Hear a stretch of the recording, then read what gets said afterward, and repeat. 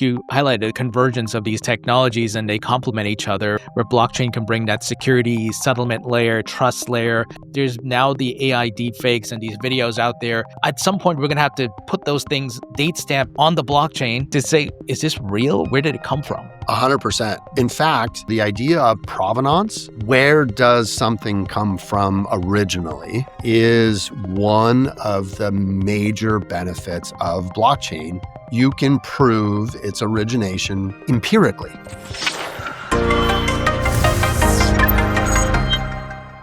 This episode is brought to you by iTrust Capital. iTrust Capital gives you a great alternative for buying, selling, and custodying your crypto assets. They allow you to set up a self-directed IRA, which gives you huge tax advantages. You can even roll over your 401k to this platform. And they not only offer crypto, they also offer gold and silver. And as mentioned, the custody gives you another very safe alternative. So many of you know about self-custody. That's a great option, but you can also use iTrust Capital's premium custody accounts, also known as PCA. So with the rise of crypto scams and phishing attacks, a lot of retail investors are losing their shirts. I mean, let's be honest, right? It sucks to hear that exchanges are getting hacked. Well, iTrust Capital does things a bit different here. They use Fortis Bank as their qualified custodian. So they're actually using a bank here, and they have partnerships with Coinbase, Prime, Fidelity, and Fireblocks. They are fully US based and their client experience team offers direct phone support. So not many platforms offer this. This is very unique to iTrust Capital. And folks, most recently, we heard from President Trump that the United States is looking to unlock 401ks to be able to participate in crypto. Well, you can get ahead of the curve by using iTrust Capital and getting started in that process. And folks, I'm a user of the platform. I have an account with them. If you sign up with my link, which is itrustcapital.com/thinkingcrypto, you can get an exclusive $100 funding bonus. So go learn about this great, safe, and awesome way to buy, sell, and custody your crypto. A great alternative, once again, with tax advantages and a lot of safety, very safe compared to many exchanges. And all the links will be in the description. Check it out. Hey folks, welcome into the Thinking Crypto podcast. I'm your host, Tony Edward, and joining me today is Christian Thompson, who is the managing director at the Sui Foundation. Christian, great to have you. Hey, it's great to be here, Tony. I really appreciate the time. Like I said, been a fan for a while. So. Yeah, great to have you, man. And I'm excited to dive into the latest and greatest with Sui. I am a token holder. I followed the project. I've had some builders like the folks at DeLorean who've been building on Sui and much more. So excited to, like I said, cover the latest and greatest. But let's kick it off with your background. Tell us a bit about where you're from and your professional background. Perfect. I've been the managing director of the Sui Foundation, sort of just working backwards since early this year, January of 25. And then before that, I was the chief information security officer over at Miston Labs. And then even before that, I was one of the chief information security officers for Meta and part of sort of one of the original team members of the Libra DM project over there at Facebook. So. That's incredible. So you were there with a bunch of the other folks who were at Miston Labs and Sui. Maybe you could take us a bit behind the curtain. When you guys were building Libra and so forth, did you think at that point, hey, let's maybe in the future look to build our own blockchain or things like that? No, I mean, we certainly were not thinking about that at the time. We were very focused there at Facebook of the idea of bringing financial services to the sort of 2 or 2.5 billion people on the earth that are not fortunate enough to have access to financial services. And so we were pretty singularly focused on how we do that. And I mean, even to this day, it's still a real big hope of mine and still, sort of lingering toward the front end of my brain about looking for the right opportunity to still do that. Absolutely. Yeah, this technology brings some amazing benefits that will help a lot of people around the world with the decentralized aspect of it and bringing financial services, banking, and so forth to people who are unbanked. In building, the Libra project and so forth, did you think that it was too early? Because I remember Congress and the regulators were really trying to, drop the hammer on Facebook at the time, but it was certainly, if it was launching today, I think it would be welcomed with open arms. Do you feel the same way? Well, I'm not sure. I mean, Facebook is just such a big company with a broad reach throughout the world that I think that there was just some fear around that, around that kind of reach. I think that it would certainly be more welcomed now. And I think that there will be plenty of opportunity to actually do the same things that we were going to do in the future. When the market timing is for that, I'm not sure. Of course, like we're making progress there in both houses as it relates to the Genius Act. Of course, we had in July. Got the Clarity Act now that, of course, is close. I definitely making progress. So I'm still very hopeful that this is going to happen. I'm a big believer in just people in general, and the idea that we have so many people that are unbanked or even underbanked is I think it's just a great opportunity, candidly, for us in this industry to tackle that at some point. Yeah, for sure. And, one of the examples I've shared with folks to help them understand blockchain technology and kind of some of the ethos behind it and why it's so unique with the peer-to-peer decentralized aspect, but also network effects, right? That we can all participate on these networks and get and be stakeholders and, have the value not just accrue to a centralized entity, but we get to participate. And I often give the analogy of Facebook and a social network, how we're all participants on that platform. But, in the Web 2 model, you're not an owner. Sure, you can own the stock of a company, but your activity is being monetized, but you don't own. But similar to that network that you're a part of, you can participate, but you're an owner. You can have equity, so to speak, or if that you want to categorize it that way. Do you agree with that? What are some of your thoughts around that? Yeah, I mean, the idea of, sort of self-sovereignty as it relates to your own personal data, I think is definitely one of the core tenets, not only of our industry, but for, I would say, most of us that have built in this space, right? The idea that all of our data is controlled by a very small number of very large corporations is certainly not ideal. And I think, it ultimately, does some things to us as a society that I think, or even as individuals that I don't think you would necessarily choose, given the opportunity to do so, you know? So I do believe very strongly in the idea of being able to control my own identity. I definitely believe very strongly in the idea of having more influence over my own, finances and how I interact with them and where I interact and where I seek yield and all these kinds of things. I think that are really important, and candidly is, the premise behind Sui. I mean, it's literally we've built all of our, all of our primitives around this ideal. So, on that note, maybe for folks who may not have heard of Sui, can you give us a quick overview? And you mentioned some of the mission there, but what is Sui for those who may not know? Yeah, no, I appreciate that opportunity. So Sui is a layer one blockchain, of course, but that's not really where it begins and ends. The real power to Sui is that what we've done is that we have built a full stack around the idea of being able to transition Web 2 to Web 3. And what that looks like broadly is that Web3 is certainly going to be an interesting environment where we get convergence of technologies, right? We're going to get artificial intelligence. We all know that's coming. We're going to get quantum computation. That's coming. We're going to get better robotics, right? That's Mhm. coming. On top of that, you're going to get other sorts of disparate technologies that we're all going to converge together.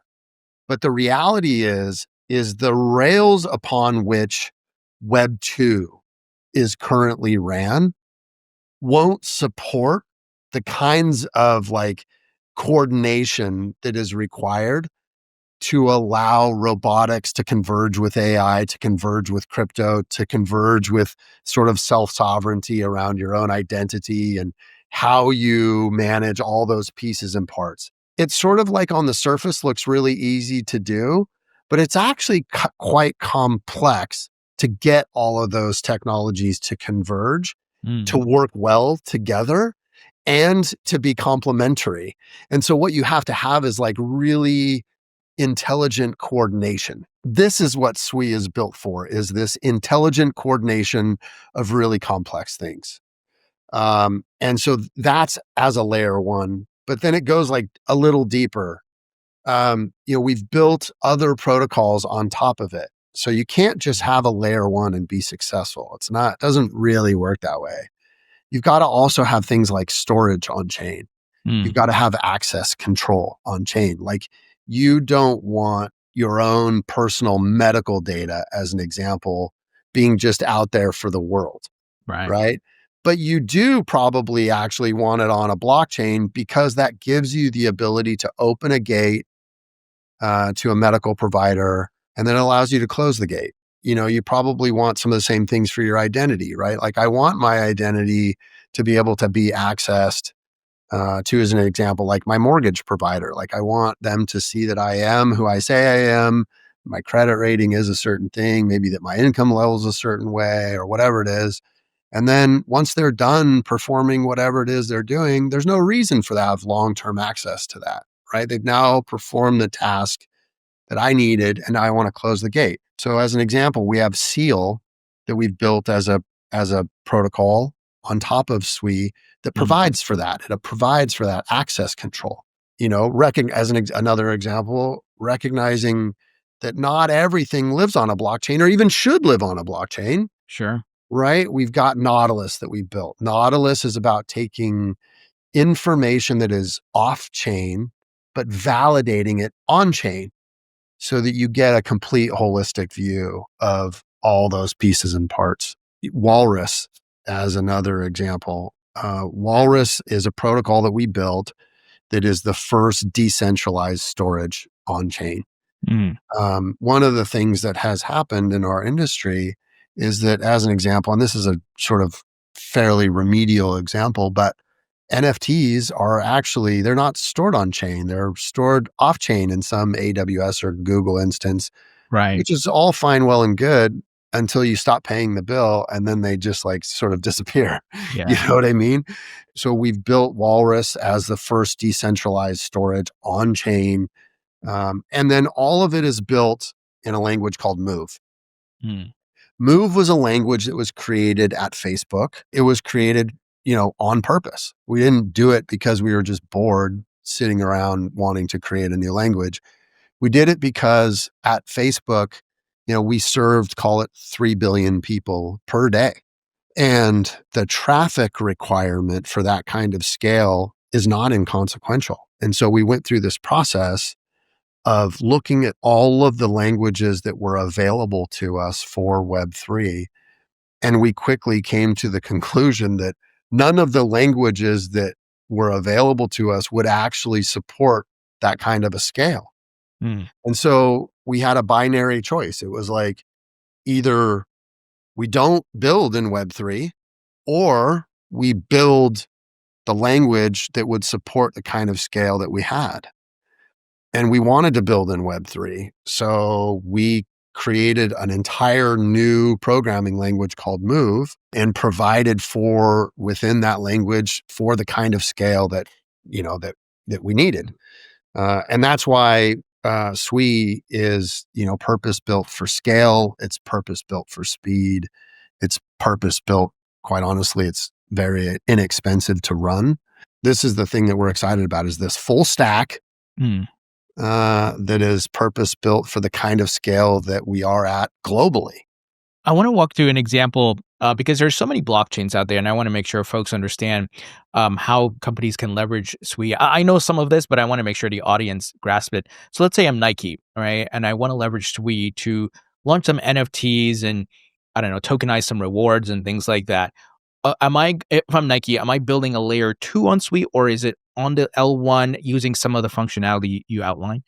Yeah, I mean, Sui is a layer one completely open and totally permissionless. So you can build in that environment. It doesn't require our permission or anything like that to do it. Completely decentralized. The stack is built as a layer one, not as a layer two. You definitely don't need to build any kind of a layer two around Sui. Mm, Um, we have, of course, lots of partnerships that allow the kinds of commerce that is required to be able to build within the environment. All of our SDK sets and the programming language around Move is very easy to learn. In fact, what we've done to make it even easier is that we've stood up an entire effort globally around boot camps. And so mm, we're now putting, thousands of developers through our boot camps to get them completely up to speed, not only on Move, but on all of the primitives associated with Sui to understand how they interact with each other. And you come out of a short boot camp totally prepared, ready to build in Move and in Web3. mm. Can we walk through some examples, like some of the recent news items of companies leveraging Sui? I know one was Google uh, choosing Sui as a launch partner for the new agentic payments protocol. There was also One Championship and a bunch of others. If you can highlight those, please. Yeah, for sure. I mean, Google in particular is a really interesting use case. The reach associated with Google is quite interesting, and I would expect, other large enterprises like that to further integrate with Sui. Their payments platform in particular, of course, is going to have a gigantic reach, and the idea of AI and having agents that work on your behalf is something that candidly I'm really looking forward to. I don't enjoy writing checks or making payments of any kind. Like paying bills to me is sad. Yeah. And so any opportunity that I have to push that kind of work onto an agent that works on my behalf, I am quite open to. So we're super excited about that partnership with Google. You pointed out One Championship. Of course, like this partnership in particular sort of highlights our alignment with global innovation hubs. One Championship is pretty interesting. We are integrating into multiple One products, including the One Fight Arena, which is a super interesting, like free to play mobile game.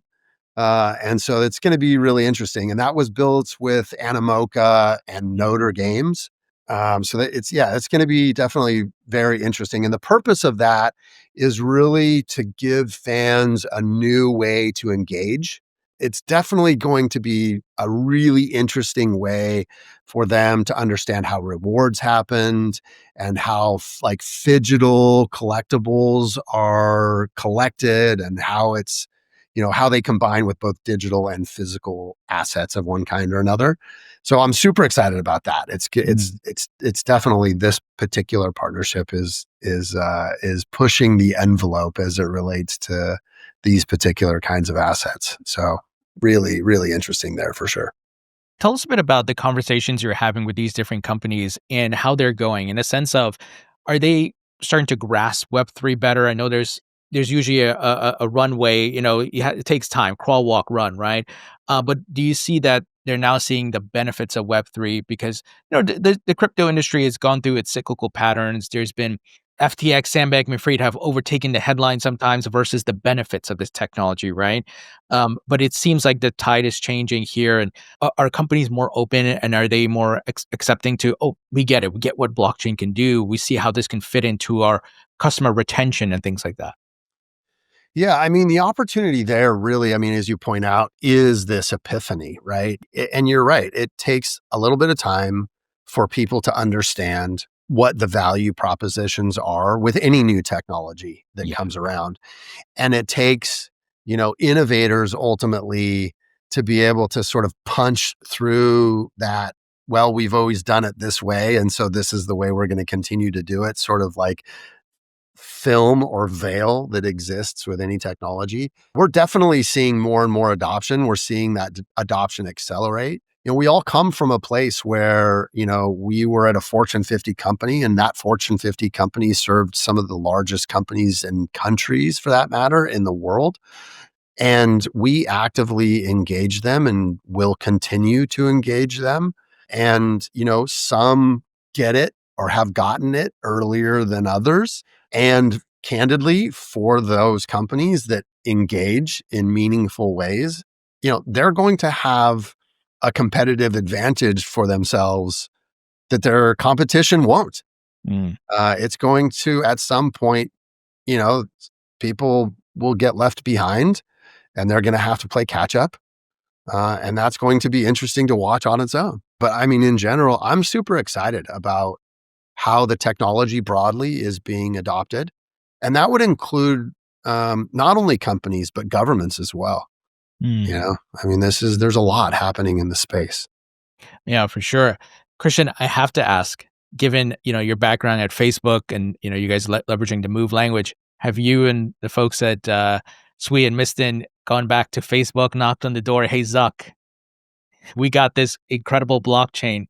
Let's talk. Yeah, I mean, I gotta be honest. I spent quite a few years at Facebook, and I love that place. It's made up of a lot of very smart people doing very capable things. I have no doubt that at some point, Facebook will avail themselves of the amazing technologies that are being built in Web3. You're already seeing some of it, right, publicly.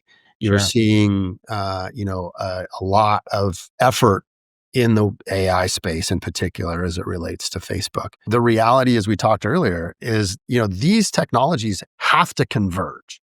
Yeah. There's no world where they can't. You can't have AI running independently for very long. The moment that you ask AI to do anything on your behalf, just like the agent, payment networks that we were just talking about, to be able to have AI make a payment on your behalf, there's a whole bunch of things that have to happen. It has to validate your identity. How's it going to do that? Mm. Right?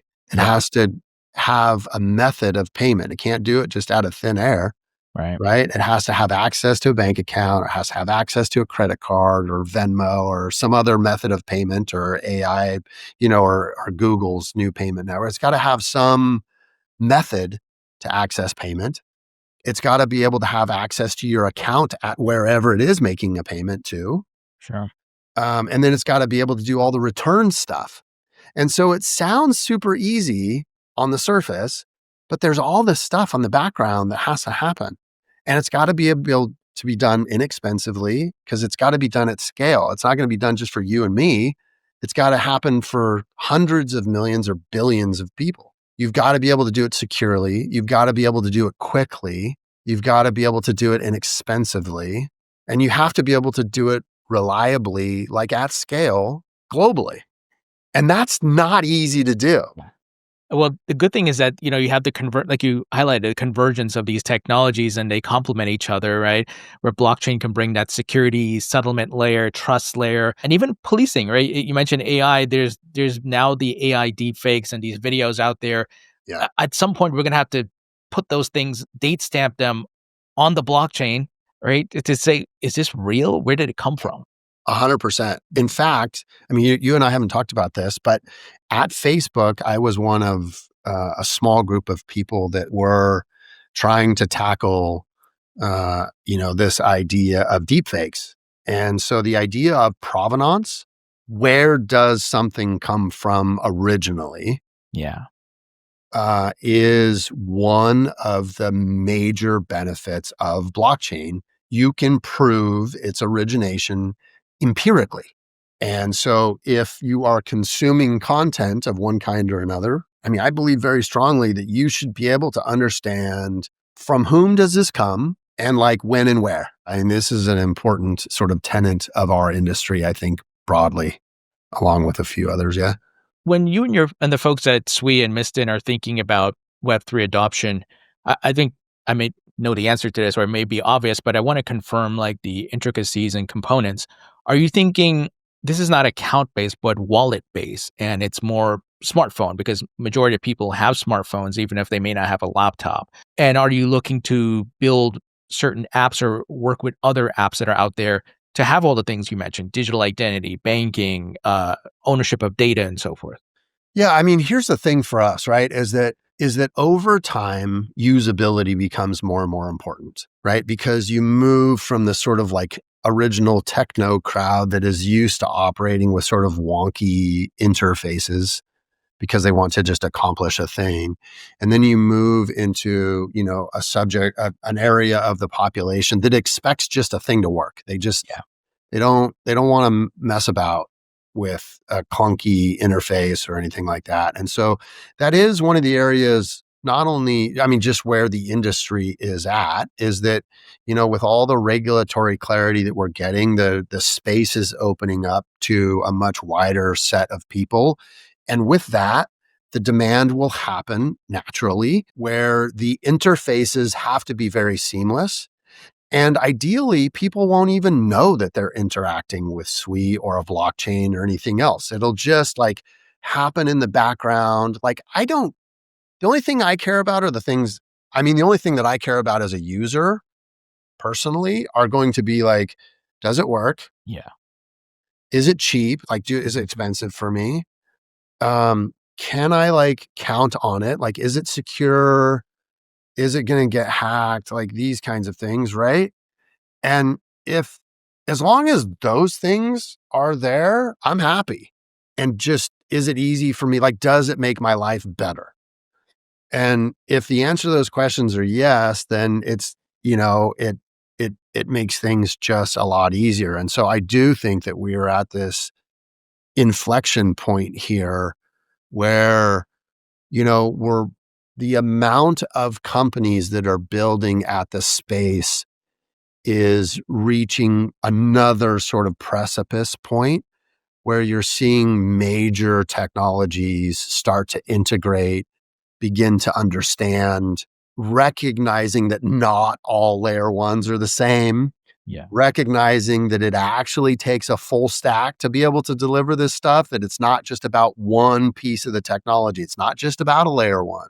It's not just about AI. It's not just about quantum. It's not just about robotics. It's not just about access control. It's not just about storage. It's not just about, you have to be able to bring all these pieces together in a way that makes sense, that performs at scale, or the answer is no.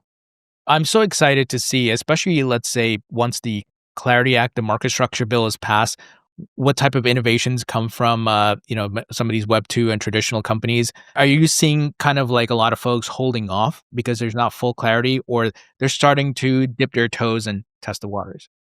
No, I mean, I think it's brilliant, candidly, what's happened over the last while. The leadership that we've had, both in the United States as well as across the world over the last little while, and recognizing the values of new technology has been remarkable, right? Just even the name of the bill itself, the Clarity Act, just even calling it what it is, provides for space for people to ask questions. And so when you get business leaders or government leaders, of one kind or another, just willing to ask questions, to sit down and figure out how does this apply to them. That ultimately is what you want, right? Because you get people sort of poking around at the edges, and then they can dive deeper and they get to epiphany, and then the ball starts rolling, and you can start creating really interesting things. Because as we've all seen, right, the internet wins. Yeah. It wins. It's creative and it's interesting, and so the moment that you build a full toolbox of things and Mhm. you hand it to creative people, like I don't know what's going to be created. And that to me is like the super exciting thing, is that like, yeah, I'm a builder of tools, but what is going to be created with those tools? I have no idea. And that's the most amazing part of this. Me being an insider, I almost wish I was an outsider, because like the discovery of the tools has got to be so fun to people that are now discovering it. And they're like, wow, I've got like a whole new canvas that I can paint on. Absolutely. It just reminds me from my personal experience, like Web 1.0 and realizing I can build websites. I remember using like Dreamweaver and then going to doing different things on the internet. It feels like that moment where these tools and all these things are coming to the table, and it's exciting to see what entrepreneurs and innovators are going to do. Tony, I remember reading about you that you had sort of introduced, I don't remember what it was, to like your classmates at one point or another. What was that? I forget what that was, but I remember you were like, It was Google search. So it was like 1996 or whatever it was, and a lot of people were using like Yahoo. And I remember in computer class, I was showing people Google for the first time because I was always into technology, so I was always reading up and checking out stuff like, "Whoa, this is a new search engine," and people are like, "What? What the hell is Google?" Right? yeah, And I remember at that moment, because it was like a group of 10 people were like, "What new search engine? Google? Why is there no ads on it? Why are there no links on the homepage?" It's so interesting. yeah. I mean, to me, it's crazy the arc of technology. I mean, Yeah. people get a lot of sort of fear and consternation out there about what that's all going to mean, but I really do think we can land this plane here. I mean, there's a very clear path to us being able to do this in really meaningful ways that positively. I mean, of course, there's going to be some negative components to anything new. But I think by and large, I mean, we're at an interesting point in the world here where, we're going to be able to uh, give ourselves utility that it's going to be hard to sort of even comprehend, I think, the benefits that are going to happen. Oh, for sure. Yeah, and we talked about the unbanked before, and just a world of opportunities opening up for more people to better their lives and be able to control their information and monetize that in different ways. Yeah. It seems like there's endless possibilities here just because of the connection and the decentralized aspect. So it's very Yeah. fascinating. Yeah, I mean, I'm super excited about the medical side of this actually. If you marry Sui and and its access control pieces along with all of the artificial intelligence work that is happening, you know, I I really think that we will probably get to a place pretty quickly where we're able, not just us as Sui, but just as a population, that we're able to deliver really interesting medical advances to people individually. This is one of those areas that I think are going to be really meaningful to us globally. It's going to be really interesting to watch this particular industry burgeon. Oh, for sure. I wanted to ask about Sui staking and some of the tokenomics and even like DeFi that's happening on Sui. If you can tell us a bit about that. Yeah, sure. I mean, we definitely not only allow for but encourage staking, and that happens across a number of different partners that allow that. On the DeFi side, we've been pushing on DeFi real hard for, I mean, basically since our inception, which is now about 2 years. We've got a lot of partners that build in DeFi. So if you look at like partners like Bluefin, right? You look at partners like that are doing interesting things like Double Up. You look at like Sweeland or Momentum that are growing real fast. Bluefin in particular has like 35,000 new unique users. Double Up is a really interesting business. If anybody's seen that, right? They've had about $1 million in revenue over the last month or so, and part of that has been because we've tried to make onboarding really simple through ZK login. On the lending side of that business, right? If you look at Sweeland and Momentum, the path to many, many, many millions of users is probably quite short. They're just the amount of work that's happening in DeFi in particular is happening very quickly. I think one of the areas that is also pretty interesting is sort of this idea around BTC-Fi, which is Bitcoin finance, Yeah, that we could talk about, if you wanted to. But sure. yeah, there's a lot of interesting stuff happening there. Yeah, let's talk about the BTC Fi and what that encompasses.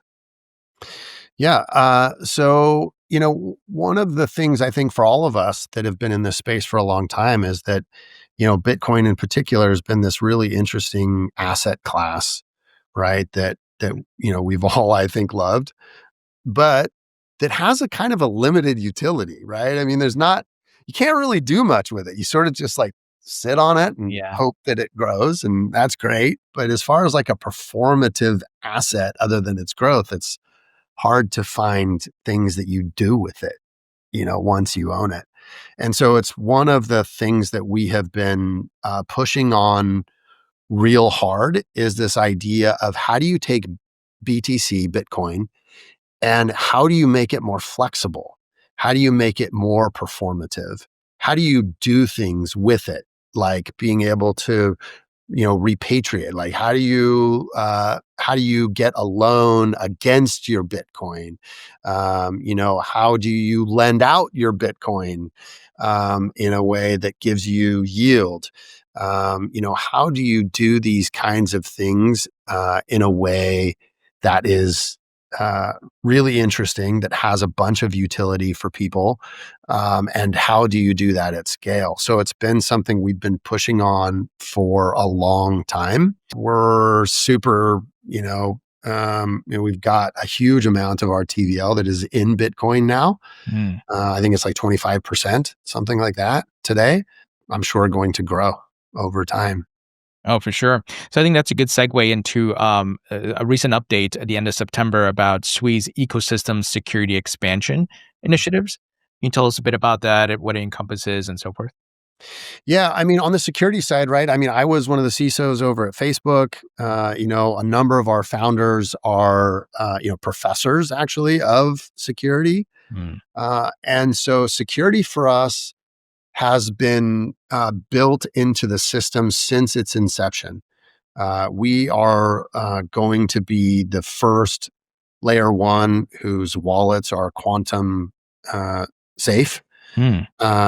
And we are pushing real hard on ensuring that our tech stack across the board meets the rigorous standards of every corporate technology and every institution and government requirement that there is. So we all come from a place, again, which is, understands the rigor of things like third-party risk management. To that end, we have developed very specific controls that we're requiring of our partners to build in this space, and we're putting our money where our mouth is. And so we've announced multi-year, many millions of dollars grants and other things that will help those that are building in our space get the right kinds of audit credits. We will help them on the engineering side to make sure that things are built safe, that they're done so at scale, and that there's continually, this updating function that is required within the security sort of realm, so that as they're continuing to build their business, that we're constantly revisiting the security, and we're ensuring that it's a safe place to build, that it's a safe place to interact, and that ultimately there's a lot of confidence for institutions, business, and government to be willing to build on this infrastructure in a way that's really meaningful. That's really great because security is such a critical component. Look, outside of Web3, but with the ability to lose private keys, it's also a target for a lot of bad actors who are trying to take advantage because people are not fully educated yet. So that's really great to hear. And with regards to the quantum resistant aspect, I'm assuming as the quantum technology, there's iterations of that. You're going to update your resistance or layers to protect, right?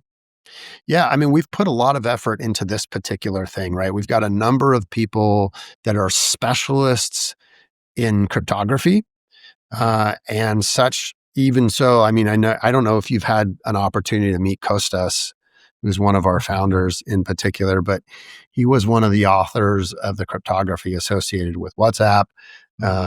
He's just an absolute nerd as it relates to cryptography and specifically quantum.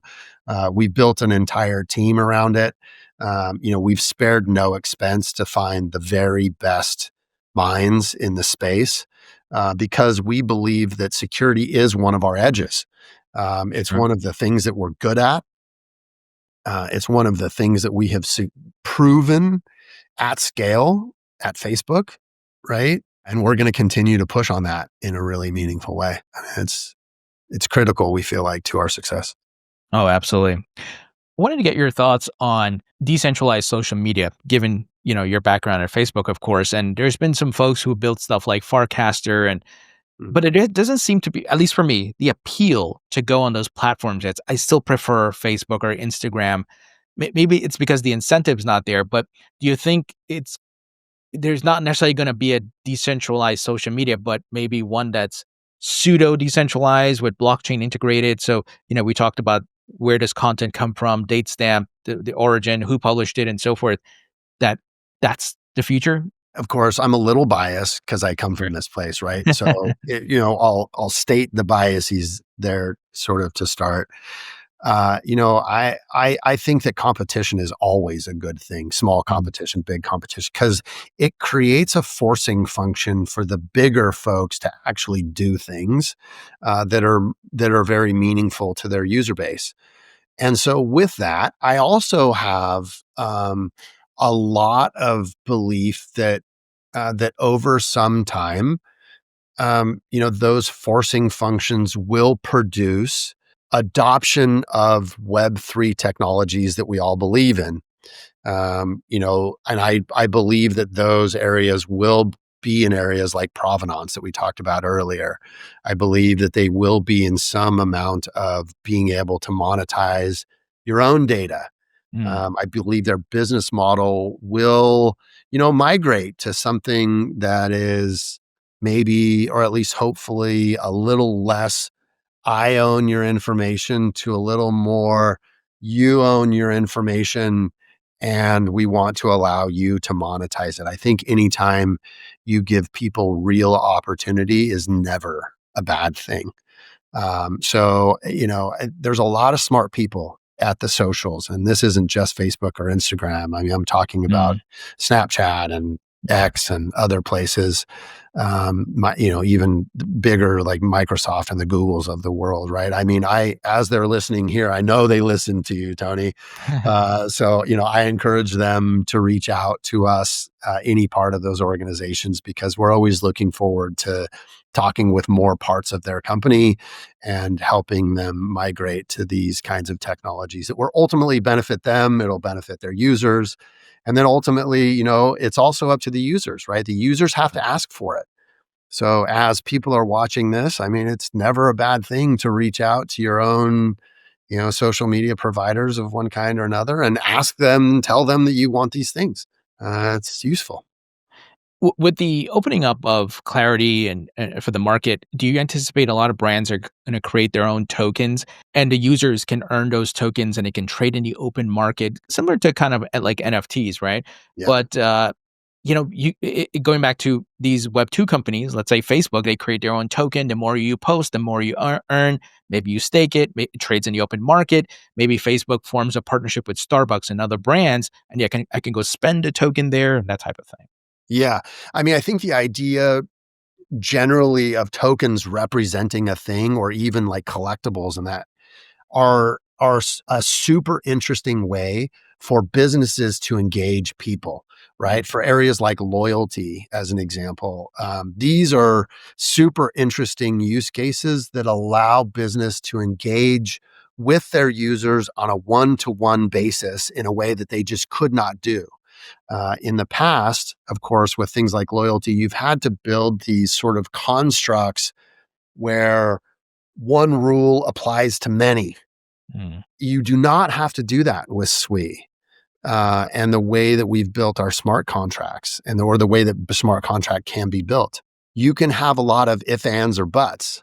mm, And so depending on how you would like to treat, as an example, loyalty, you can do it in a really customized way with people and, hear people like one to one almost, and so that these are the kinds of things that are possible on Sui. And so I'm super excited in particular in this tokenization market. And that's, whether it's tokenizing financial products, which you've seen, a huge adoption. I mean, for us, sure. you've seen places like Ant Financial, you've seen Franklin Templeton, you've seen Grayscale and Van Eck and Canary and 21 Shares and Robinhood. The list sort of goes on of companies turning to Sui for RWA and things like it. Those kinds of partners are only going to continue and grow and accelerate. And again, like we talked about earlier, just the ability to be creative in that space is going to be remarkable. It's going to be fun to watch.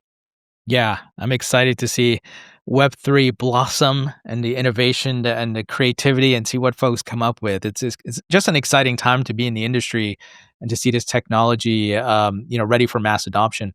Christian, I know I've kept you a bit over time, so I got some wrap up questions here for you. First, if you could create your own metaverse, what would the theme be? Wow. I'm getting to the age now, I'm now 52, which is old in our industry. And they call me the old man around our place.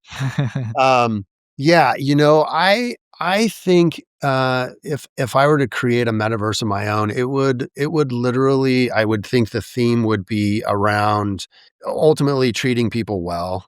You know, Yeah. we live in such a chaotic world at the moment, and it's one of those places where it's just, I don't see a lot of need for it. I just hope that we quickly move past this place where we're at each other's throats. I would love to see us just avail ourselves of, the technology that we've created, and live in a place where, we're focused on the things that are most important, which are, of course, our families and, doing good by other people. Oh, So that's what I would hope. absolutely. Rapid fire questions. Favorite food? Italian. Or maybe just Mediterranean generally. Favorite musician or band? Yeah, I have a place in Nashville, so I'm gonna say country or Western. Favorite movie? I always wanted to be a fighter pilot, so anything Top Gun. I'm sure you saw Top Gun Maverick. It was so great. Favorite book? Oh, I don't know that I have a favorite book. I read a lot. And when you're not working at a Sui Foundation, what are you doing for fun? Yeah, I love different things. I am an avid dirt biker, have always been since I was a kid. Anything with a motor, I love rebuilding old cars. And I also actually like construction. Anything I can build with my hands is super fun. Oh, I also have a farm too, which I really Ah, love. very nice. Christian, absolute pleasure. I love what Sui's doing. We're going to have to do another episode in a couple months or so as things progress and, you guys release new things. But thank you so much for joining me. Hey, I really appreciate your time, Tony. And again, big fan, and thank you for all the work you do in our industry. It's amazing to watch. And anytime you need anything, we're always here.